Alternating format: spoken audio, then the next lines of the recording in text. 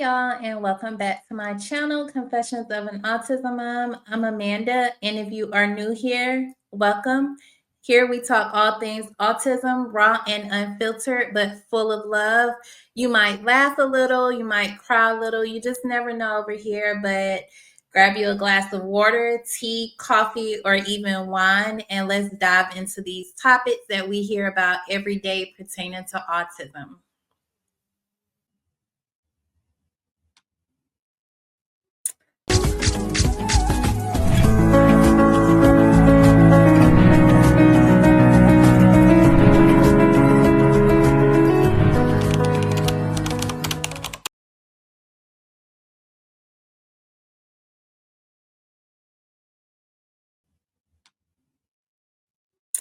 First and foremost, I just want to say TikTok is gone, and I think I'm going to be stuck on this for a while because I really did not think that they were going to ban TikTok. I just knew at the last minute they were going to be like, oh, we came up with an agreement and we were going to be on TikTok. But boy, was I wrong. And I do hope they bring it back because a lot of people dependent on TikTok for income. I even built a community over there that I'm going to miss them. Like, I really hope they bring it back because I developed friendships over there on TikTok. And I even met some moms that interviewed with me who I consider close to me now.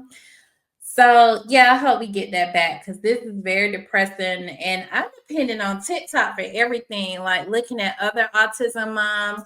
I was getting therapy sessions from TikTok. I was learning how to cook from TikTok.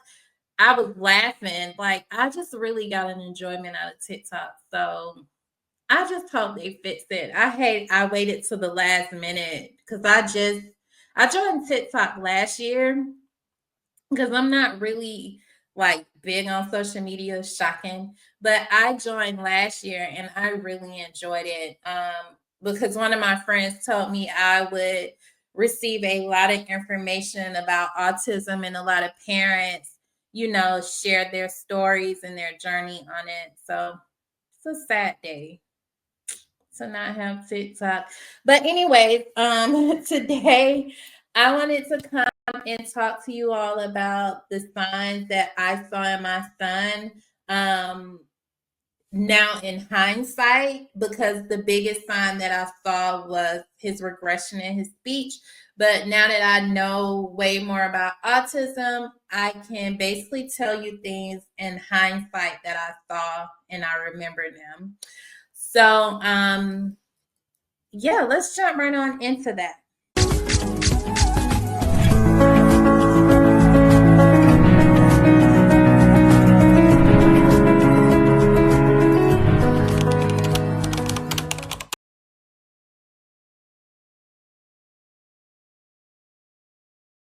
The first one that I had was his speech. My baby was saying words, he was saying phrases. He would tell us night night. He would tell us to turn the light off when it was time for bed. Like, he would say chicken. Like, if he was hungry, he'd be like chicken. He'd say chicken. That's what he said. And he would tell people bye, hi. Like, he was speaking, and all of a sudden one day it was just like a switch.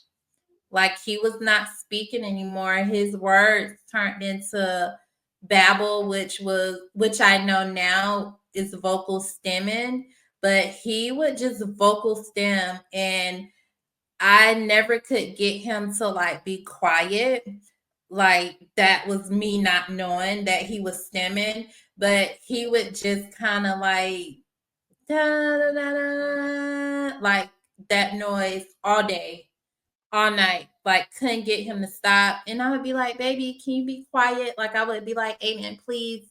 But I didn't know, y'all. So that was the major sign that I had, and that was the sign that made me get him tested.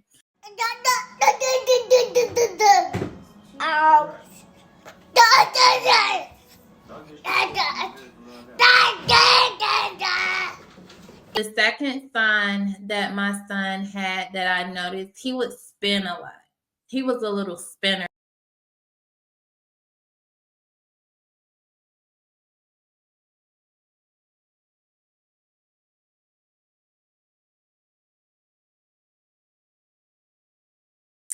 Another sign that I noticed, my son would like to sit in a closet. Like, I lost him one day, y'all. He was in a closet. Like, he had closed the closet like a coat closet. He just went in there, he sat down, and he was chilling. I couldn't find my baby, and I opened the closet door. He was in the closet. He also would like to put his stuff in small boxes. He would like literally try to get into like, I don't know, we call them the rubber hamper things. And it's like, baby, you're too big. Like, you can't fit in that. And he would try his best ability to get in this little, like, rubber Tupperware thing where you just store things. He would try his hardest to, like, sit in that. If we had boxes laying around, like moving boxes, he would sit in the moving box. Like, that was his comfort space. He would even go sit in, like, my closet. I had a little area, and in this little space, he would just go and sit there, and he would be chilling, and he was comfortable. But now that I know, with his diagnosis, I know that my son is more comfortable in smaller spaces. He doesn't do well in large areas. So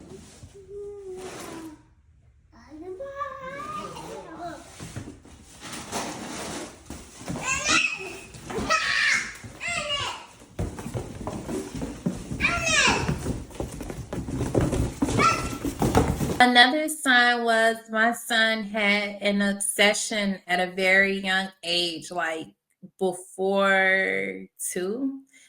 He had an obsession with bottle tops, and we could never figure out like his obsession and why he always felt the need to open a bottle top. And his obsession with bottle tops were so real that he learned probably like at 15 months how to open a bottle, like the water bottle cap, because that's how obsessed he was with water bottles. He had enough strength to open up a water bottle. So his obsession with tops was like, I was like, why are you always doing this? Again, y'all, I didn't know, because, like I said, I didn't know anything about autism, but he would just constantly open bottle tops and like put the tops to the side. Another big sign outside of his speech regressing was him ignoring us when we called his name.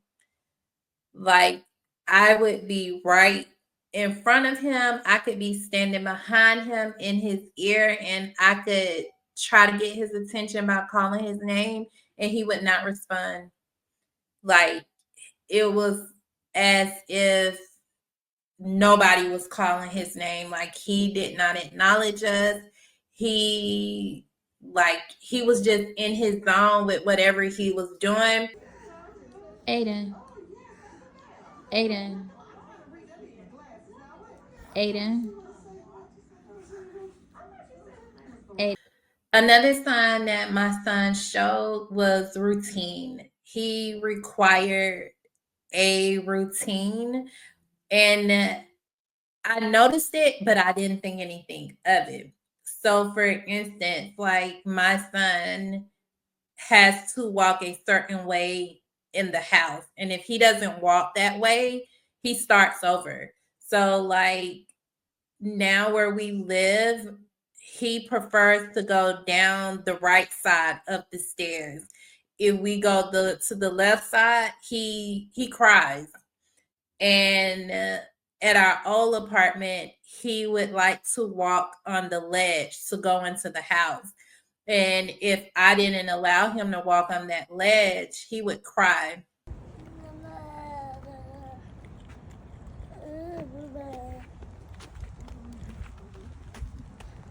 That we have, he was a headbanger too. I don't have a video of that because that was very like random, spur of the moment. He would just like bang his head like into our head, and I never understood that. We have it up under control now. He doesn't do it as much, but it's considered self-injurious behavior. But he and I just used to be like, oh my God, like you have a big head. Y'all, I don't know nothing about autism at this point. I'm just saying all kind of crazy stuff because I'm like, why is this little baby like, is your head too big for your body? Like that's what I was thinking, but in actuality, like he was looking for that pressure to hit. Like my son requires deep tissue pressure, so I give him like a lot of massages, a lot of squeezes, bear hugs, things like that. So I did notice that. Also, as far as like sleeping habits, he wanted to be held and he had to be held really tight in order to go to sleep. And he's still kind of like that now. My mom would blame it on me. She was like, you spoiled him as a baby because you let him sleep with you and you let him do that. And in actuality, my baby just needed that pressure for him to be able to regulate and to go to sleep. Um, we didn't have too many of the other signs like flapping. He didn't flap, and he still doesn't like do the hand flap thing. He does hold his hand like in a certain position that I see quite a few autistic kids like they hold their hands that way. He did go through a stage after his diagnosis, which I already knew at that point because I did heavy research and a lot of reading, but he would like stand with his hands, like he would move he still does this now. Like he moves his hand. And when it first happened, it kind of scared me a little bit. I didn't know because nobody wants anything to be wrong with their kid that's different. Let's my channel is Confessions of an Autism Mom, and I'll be very honest. Like nobody wants their child to do things that makes them stick out. I embrace them, but I also think about how cruel kids were. I was bullied in high school. So certain things in middle school, like I was bullied both.